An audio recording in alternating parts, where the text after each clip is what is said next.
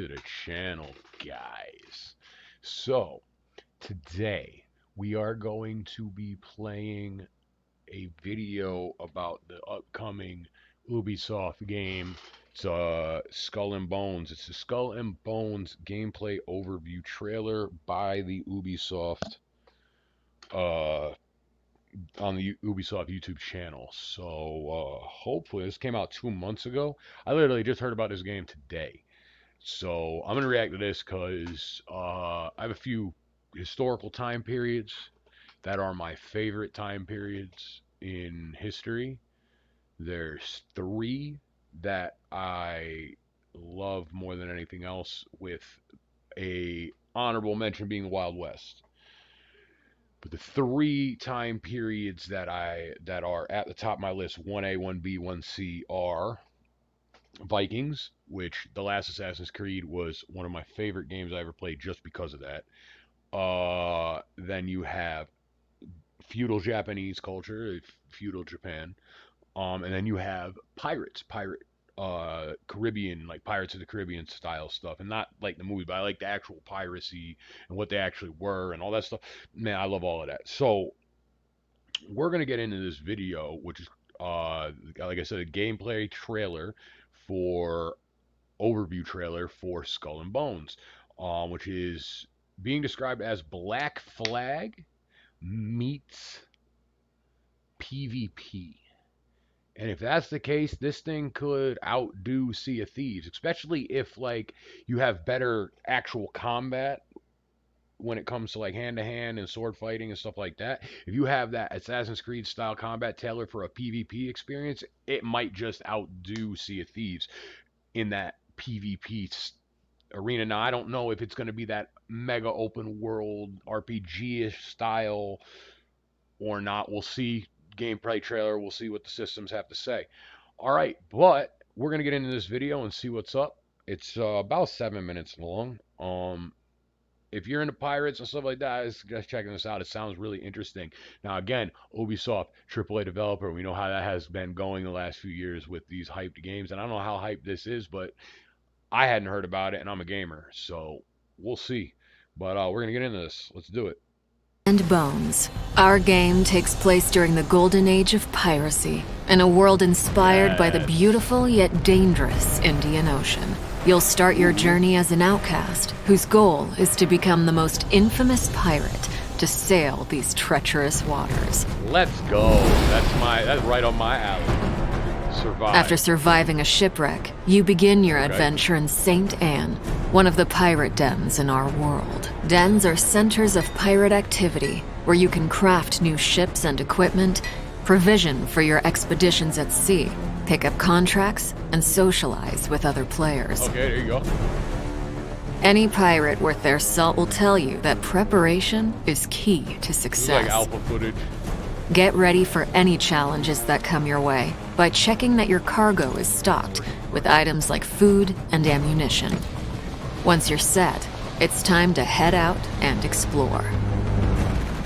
As a rookie pirate, you'll only have access to a small dhow, but as you progress, you'll be able to craft different ships, each with their own unique playstyle. At sea, you'll need to pay close attention to the condition of your ship and the morale. Okay, I like that.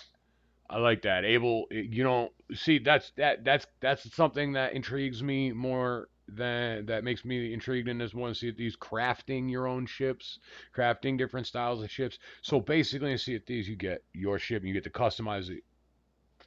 You know, if you play Sea of Thieves, you get to customize it with cosmetics, but they're talking about ships directly having play styles and things like that, which is pretty cool. I think this might have more of a RPG element to it than Sea of Thieves does, where Sea of Thieves is more about the open world. Everybody's about the same, other than looks and stuff like that, but about the same. Like, everything's just for look, where this might have more of that RPG element to it, and I'm down for that. My favorite games are RPGs, so let's get it. of your crew. Your crew are a pack of vicious raiders and rovers who will mutiny against you, if not kept well-fed and happy. Wow. If your ship sinks, you'll lose some progress and respawn at the nearest discovered den or outpost. The good news is that most of your cargo will be recovered, and you'll have the opportunity to retrieve the rest from the wreckage. But you'd better be quick, as other players can also steal it. Makes sense. As a pirate captain, your reputation is everything, and our game tracks this through infamy. The higher your infamy, the more opportunities you'll get. One of the many ways to grow your infamy is to take up contracts. These are deals that you can make with other pirates in the world. Contracts can have great rewards if you're successful, or costs if you fail. You can also gain infamy by completing other activities, such as exploration, plundering, treasure hunts, investigations, dynamic events, and much more. You can undertake these either solo or with other players. The world of Skull and Bones is filled with riches and resources that you'll be able to gather as you explore. Lagoons and rivers are teeming with dangerous wildlife that you can hunt for animal skins and meat. You'll also be able to harvest a variety of raw materials, such as ore and wood, that can be refined and used for crafting. Crafting is an essential activity for you to progress as an infamous pirate. Obtain blueprints and use your refined resources to craft stronger ships, weapons, and armors. In Skull and Bones, ships serve many different purposes. Cargo ships are slower, but useful if you need to transport large volumes of loot. Navigation ships sail faster, but have less cargo space and lower hull HP. Firepower ships have more gun ports, allowing you to deal higher damage, but are more challenging to maneuver. Similarly, you can craft a wide array of unique weapons and armors, from Greek fires to giant ballistae to rocket launchers and mortars, as well as different armor types, which have varying strengths and weaknesses against incoming attacks. With your new fleet and growing arsenal, create a loadout based on your personal playstyle to become a force of destruction.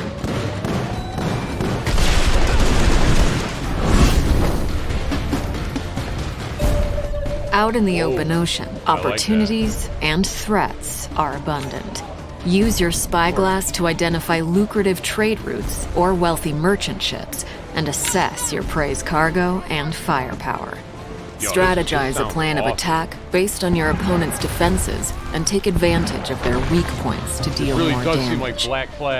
Sinking your foes from afar rewards you with only a portion of their cargo, as some of it will be lost to the depths. Getting in close to execute a boarding maneuver will help maximize your gains.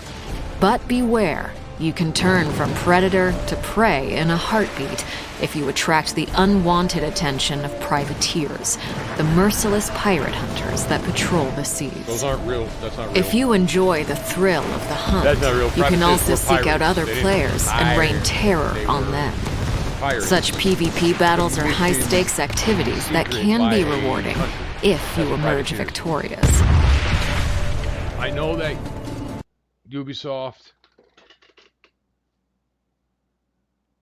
Ubisoft likes to, especially the Assassin's Creed series, stay kind of historically relevant, but that's wrong. Privateers were pirates that were commissioned or hired in secret, so they didn't fly the flag of the country that hired them, but they were hired by that country to raid their enemies, maybe even their allies. And they did it in secret, so it couldn't be traced back. That's what privateers were. They weren't pirate hunters. They were fucking pirates themselves. They just worked for a government. They were like the first spec ops guys out in the back in the day. From your spoils of battle, personalize your individual look with outfits that command respect. Except he's got a patch on his leg. You can also select from a multitude of ship customization options to Ship instill fear customization in your options. enemies. This is With the pretty wind dope. in your sails, journey to the furthest obviously, reaches it's a of the trailer, so Indian it's supposed to Ocean, make it from the look coast of appealing Africa to the in some East way. Indies. But this does look pretty dope. I hope Encounter it is what they extreme say, weather what they're events trying to like tell us. violent storms and Ooh. monstrous Ooh. rogue waves. Rogue waves? Ew! Keep your eyes peeled for outposts, which are safe spots where you'll be able to dock your ship for a short rest from the perilous seas. Here, you can trade with traveling merchants and clandestine smugglers selling rare and illegal goods. Nice. Uncover buried bounties at outposts as you this is a lot decipher bigger treasure than maps Sea of obtained Thieves, through your so- voyages. Although all the content in Skull and Bones can be done solo, you might enjoy ruling the seas with your friends. Yes, While sir. sailing, you can also easily invite other pirates you encounter to group up. Synergize your different playstyles, ships, and weapons to defeat deadlier enemies. That's pretty dope. As you grow stronger, take on more really difficult challenges, such as attacking forts and plundering settlements. And, if you're bold enough, engage in dynamic events, like taking down heavily laden merchant ships and their fleet of warship escorts. Let's go. I like it. Now, it's up to you to write your own story. Remember, there is no one path to follow, no one way to play. The world of Skull and Bones is yours to discover. That looks dope. I'm not gonna lie, that looks dope. 8th of November. Comes out 8th of November. Alright. That's something I can't wait to fucking play. Not gonna lie. That's something I really want to play. It could turn out like whatever. Well, I was gonna say it could turn out like Fallout 76 did, but I already knew off rip from what they did with Fallout 4 and the fact that they're still using Creation 2 that it was going to be a bug-filled mess of a fucking game like every Fallout game is, and it did not disappoint me in that regard.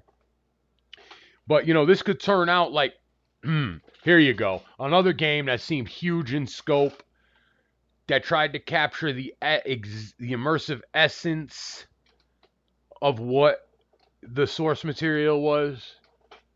And that was Cyberpunk 2077. Now, for fucking, you want a fucking well put together, well written story? Cyberpunk 2077 delivers in that regard. But in gameplay, mechanics, bugs, all the stuff that's important to a video game, especially if you're trying to make a game that's immersive, that you want to make, do everything you can to make that person feel like they're in the game, then yeah, Cyberpunk was a failure. This seems like they're trying to hype it like that, Ubisoft. I don't want another Cyberpunk situation. Please do not give me another Cyberpunk situation where I boot up this game and my ship is like upside down, 10 feet underwater, fucking sailing, but yet, and I can't shoot at anything. And then I crash into some wall and my ship explodes and that's the end of me. We don't need that. This game needs to be polished. This game, if you're gonna do this kind of game, you have to polish it because this game seems to rely on the fact that it's multiplayer. I mean, it says you could do a solo, but it seems to rely on the fact that it's multiplayer. A lot of PvP stuff like that, right? So if it relies on the fact that it is, so as I was saying before, I was so rudely interrupted by a little 4-year-old that doesn't listen. If this game is multiplayer and it has those kind of bugs, people aren't going to play it. And if it relies on the fact that it's multiplayer, it's going to fail. And it seems like in certain ways it's going to rely on the fact that it is multiplayer. So this game needs to come out and be done right. Period. If it is not, those are the problems that we are going to see. But anyways, that was Skull and Bones gameplay overview trailer. Looks awesome. I'm down for it. I can't wait to fucking try this game out. Obviously, go and check out some of their other stuff. and see what's good, and I'll catch you in the next one.